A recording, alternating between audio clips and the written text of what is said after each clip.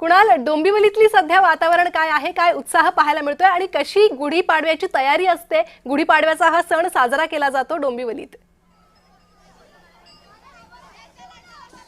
प्रणिता, अत्यंत उत्साहात या गुढीपाडव्याच्या म्हणजे हिंदू नववर्षाच्या सकाळी सुरुवात झालेली आहे. सर्व डोंबिवलीकर जे आहेत ते नटून थटून येताना पाहायला मिळतात आणि डोंबिवलीकरांसोबत सर्व कलाकार देखील आलेले आहेत. माझ्यासोबत हेमांगी आहे. कसा उत्साह आहे? खूप कमाल, खूप छान वाटतंय. नवीन वर्षाची सुरुवात अशी दणक्यात सुरू झालेली आहे आणि त्यासाठी सन मराठीचे खूप खूप आभार की त्यांनी आम्हाला या डोंबिवलीच्या शोभायात्रेमध्ये सामील केलेलं आहे. त्यानिमित्ताने आमची सिरियल प्रमोट होते आणि आम्हाला रेस्पॉन्सही लाईव्ह मिळतोय की खरंच आमची सिरियल बघतायत लोक आणि आवडते. सो खूप छान वाटतंय.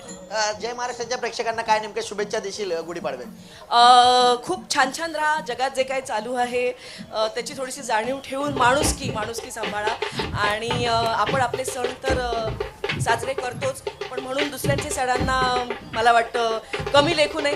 प्रत्येकजण एका कम्युनिटीवर राहत असतो आणि आपण सर्वात शेवटी माणूस आहोत आणि माणूस धर्म हा सर्वात मोठा धर्म आहे. आपल्यासोबत योगिता देखील आहे. योगिता, काय सांगशील, कसा उत्साह आहे आणि डोंबिवलीकरांचा उत्साह पाहून काय वाटतं? खूप छान. मी पहिल्यांदाच डोंबिवलीची शोभायात्रा अटेंड करते आणि इतकी भव्य दिव्य असते, इतके लोक येतात, इतका छान रिस्पॉन्स असतो हे मलाही आज पहिल्यांदा कळलं आहे. आणि मी ॲक्च्युली थोडीशी आजारी होते, पण इथे आल्यावरती मी ते सगळं विसरले आणि सगळ्यांसोबत एन्जॉय करायला लागले. सो खूप धमाल येते, खूप मजा. आणि हिंदू नववर्षाच्या जय महाराष्ट्राच्या प्रेक्षकांना काय शुभेच्छा देईल? सगळ्यांना नवीन वर्षाच्या गुढीपाडव्याच्या खूप शुभेच्छा. अंबर, काय सांगशील, कितवं वर्ष आहे डोंबिवलीमध्ये? पहिल्यांदा आलायस की याआधी देखील? माझं हे पहिलं वर्ष आहे आणि मी खूप ऐकलं होतं याआधी, पण आज पहिल्यांदा एक्सपिरियन्स करतो आणि खूप चांगलं वाटतंय.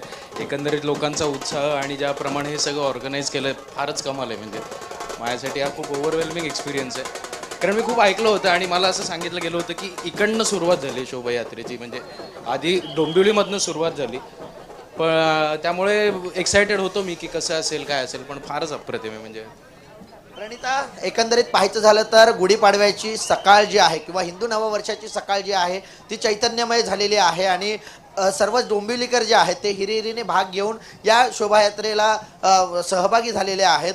लहान मुलांपासून ते मोठ्यांपर्यंत सर्वच जण या शोभायात्रेमध्ये सहभागी झालेले आहेत. नवचैतन्य घेऊन येणारी ही पहाट आहे आणि याच उत्साहासह हिंदू नववर्ष जे आहे एका नवीन संकल्पनेसह सर्वजण सुरुवात करताना पाहायला मिळत आहेत. प्रणिता, अगदी कुणाल, आपण जर पाहिलं तर गुढीपाडवा म्हटलं तर डोंबिवलीतली शोभायात्रा ही गोष्ट किंवा हा विषय ओघाने येतोच. तर या शोभायात्रेचं वैशिष्ट्य काय असतं की ती शोभायात्रा दिवसभरात निघतात आणि कशा प्रकारचं आयोजन या पार्श्वभूमीवर करण्यात येतं? प्रणिता, 28 वर्ष या डोंबिवलीमध्ये या शोभायात्रेचं आयोजन जे आहे ते करण्यात येत असतं आणि डोंबिवलीकर ही सहभागी होत असतात. खरं तर डोंबिवली हे सांस्कृतिक शहर म्हणायला हरकत नाही, कारण शोभायात्रेची सुरुवात या डोंबिवली शहरामधून झालेली आहे आणि हिंदू नववर्षाचं स्वागतासाठी आपण पाहतोय मागे की सर्वच जण पारंपरिक वेशभूषेमध्ये येताना आपल्याला पाहायला मिळतात. त्याचप्रमाणे रथ देखील सजवलेले आहेत. अनेक विषयांचे रथ आहेत. भारत माता आपल्याला मागे दिसत आहे.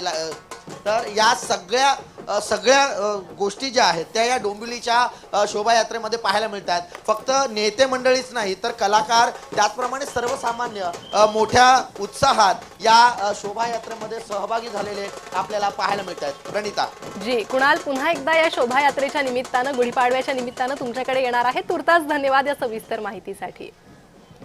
तर डोंबिवलीत ही शोभायात्रा निघालेली आहे. भव्य शोभायात्रेचं दरवर्षीप्रमाणे यंदाही आयोजन करण्यात आलेलं आहे. ढोल ताशा पथक लेझिम खेळत या गुढीपाडव्याच्या शोभायात्रेत नववर्षाच्या स्वागतासाठी नागरिक सहभागी झाल्याचं पाहायला मिळतं.